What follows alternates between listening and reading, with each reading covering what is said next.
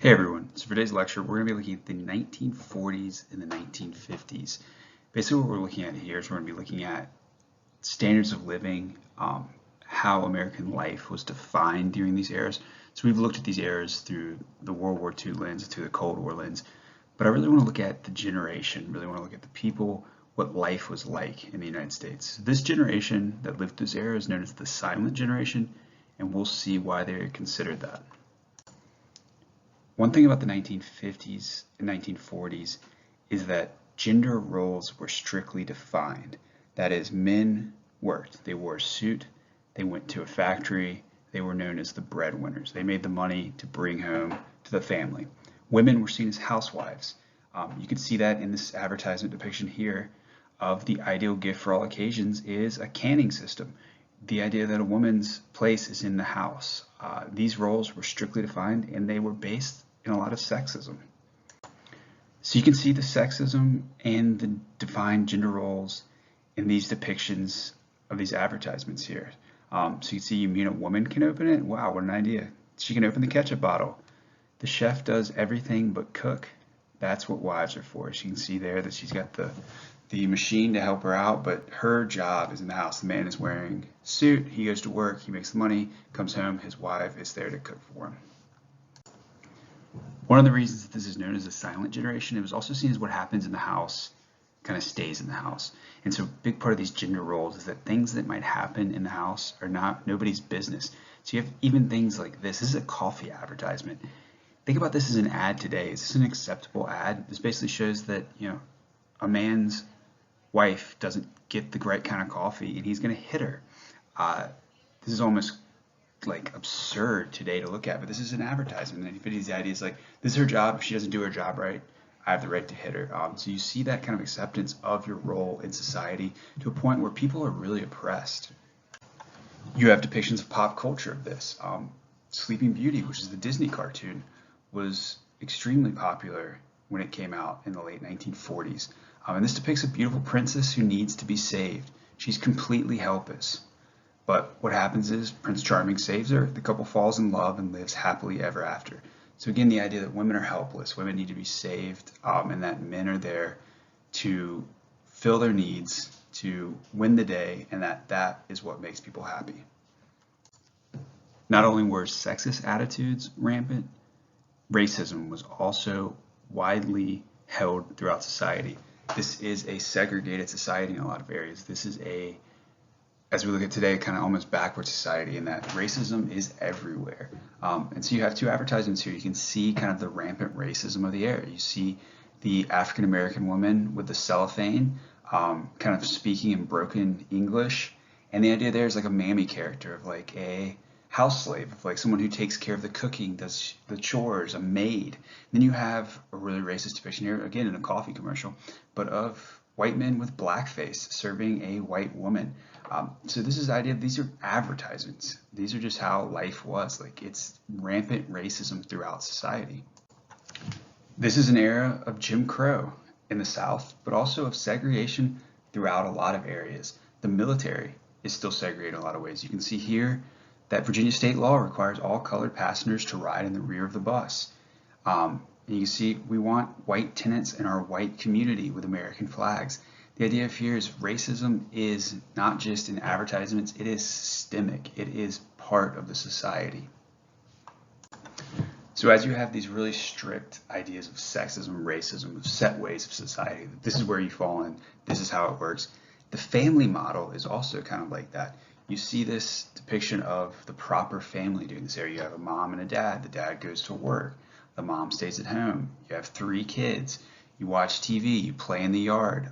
Very defined roles in American society at this point. The idea is the whole point is to have a family, is to have families, to spend time with that family. The average couple got married at the age of 21, so really young considering our ideas today. The average family had about 3.5 children per family, so 3 to 4 kids. Average family, and the divorce rate was really low, only 23%.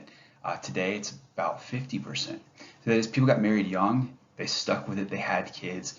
And remember, this is the silent generation. So if there are problems, you hide it. You kind of suck it up, you know your role, you are not complaining, you're just going with it. And you have these kind of depictions here of the happy family, kids smiling, dad on the grill. And this is a very common depiction of the 1940s and 1950s. A big part of this era too is the idea that kids have a childhood. Advertisers, companies, and society start to cater to kids. Remember Disney. You have costumes, you have things that, like, rather, remember before you had to maybe go to the factory. Now kids have a childhood. They're expected to go to movies, expected to play, expected to have a life. Kids played outside. It was often common for adults to let the kids out all day, go play marbles, jump rope, climb trees. This is very common during this era. Kids are unsupervised, doing things outside the house. TV becomes the popular medium of this era. In the 1930s and 1940s, it was radio. But as you move to the 1950s, Americans begin buying TVs. And the families, people sit around and watch TV. And some of the more popular shows kind of show the values of the era. So you have a show like Father Knows Best, which was popular in the 1950s. The title of it kind of sums everything up. It is the father's the head of the household, and father knows best. You have shows like Lassie, about a dog who helps out a young boy. Kind of these wholesome values. TV shows like Ozzie and Harriet and Leave It to Beaver represented that kind of nuclear family, that 2 kids, 3 kids, husband and wife, raising them in a suburban household. Father goes to work, mother is a housewife. This is the common thing being portrayed on TV and being portrayed in American life. That this is the ideal. And so you can see too that all the faces are white. Remember, these are white families being represented on TV. Westerns are also a really important genre during this era. You have TV shows like The Lone Ranger and Gunsmoke, which are popular in the 1950s. The idea is the Western kind of represents that American ideal of, remember, expansion of freedom.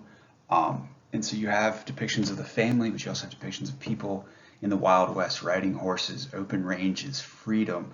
And these are kind of defining the American ideals of this generation. You have very wholesome depictions of dating. You have an idea of, like, you have a sweetheart in high school. You go on these really wholesome dates, ride a canoe, go get a milkshake. The idea is after high school, you're going to get married. The whole point of this is to kind of have that family structure. That these are very defined roles, that you do it by this way. You don't go outside of it as much, and dating is a part of that. This is a patriotic era. Remember, we're coming out of World War II. The United States has just won a massive war, and that patriotism, that sense of country, remains. So the Pledge of Allegiance is adopted by Congress in 1945. That is, we still do that today in our school. You get up and say Pledge Allegiance to the flag. One Nation Under God is added in 1945. So the idea here is patriotism, but also some religious obedience to the country. These are these values, so very strict again. The idea family, gender roles, country role, everything is very defined. You also have some people who might push boundaries a little bit, but again, these boundaries are really defined. So these pictures here are considered really risque in the 1950s. That is, they're kind of extreme. They're saying this is over sexualization. So you have Marilyn Monroe becomes popular in this. You're pulling your dress down. You have women in bikinis. The idea here is this is seen as really risky stuff in the 1950s.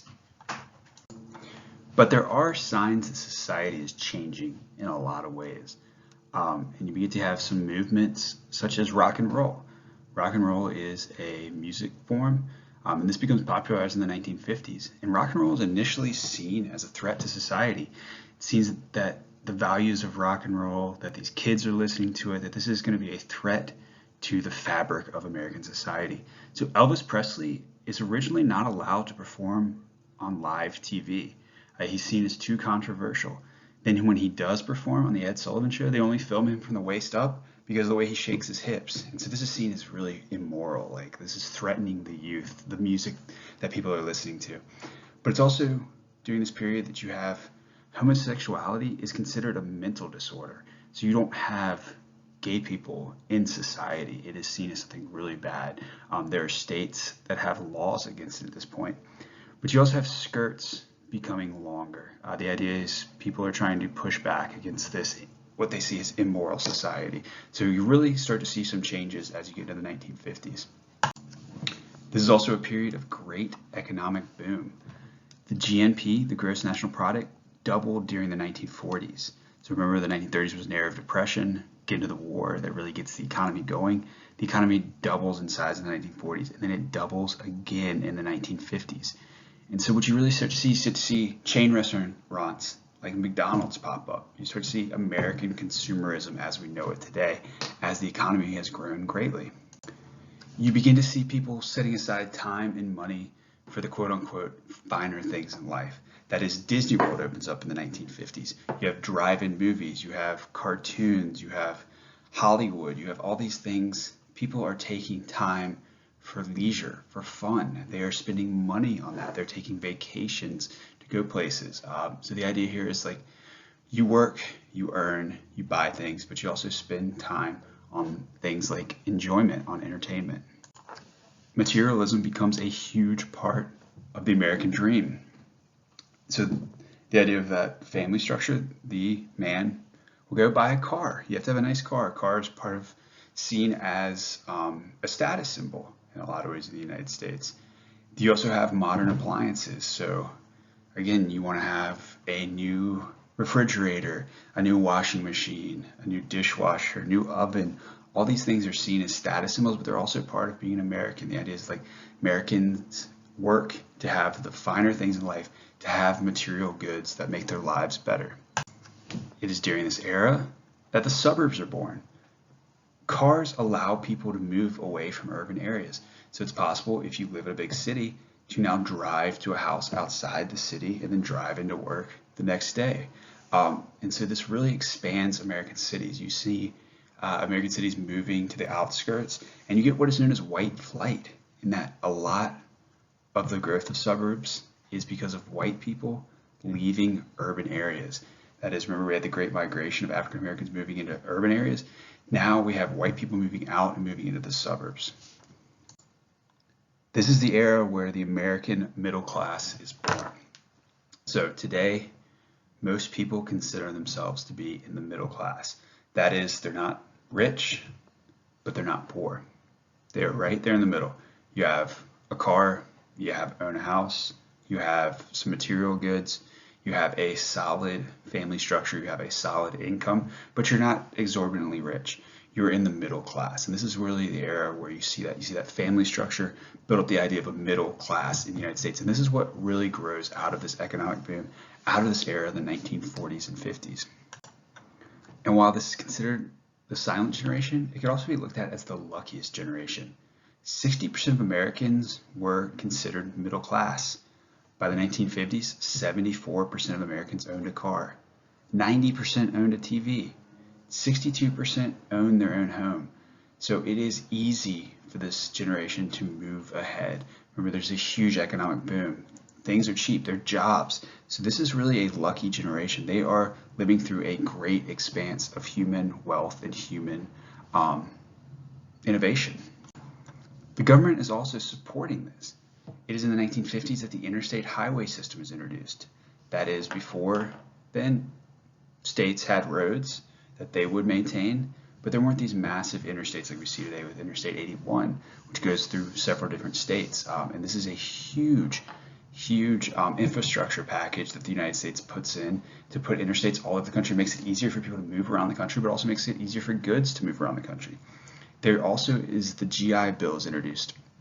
What that is there are education subsidies. So that is, if you served in World War II, if you serve in the military, you can get your college paid for. So this is helping people move out of lower class into the middle class.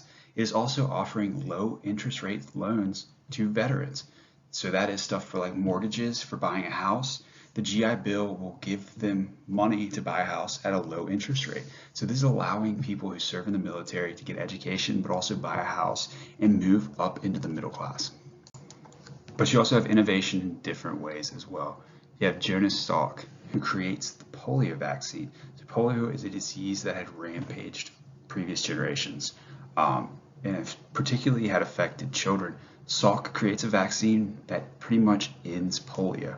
So you have innovation, you have materialism, you have hope that things are getting better. So the big thing in the 1940s and 1950s is there are these problems in society. There's sexism, there's racism, there are really defined social roles. But you also have an expanse. You have people getting rich, you have people moving in the middle class, you have people buying cars, you have polio vaccine. So it's really an era of defined roles and growth.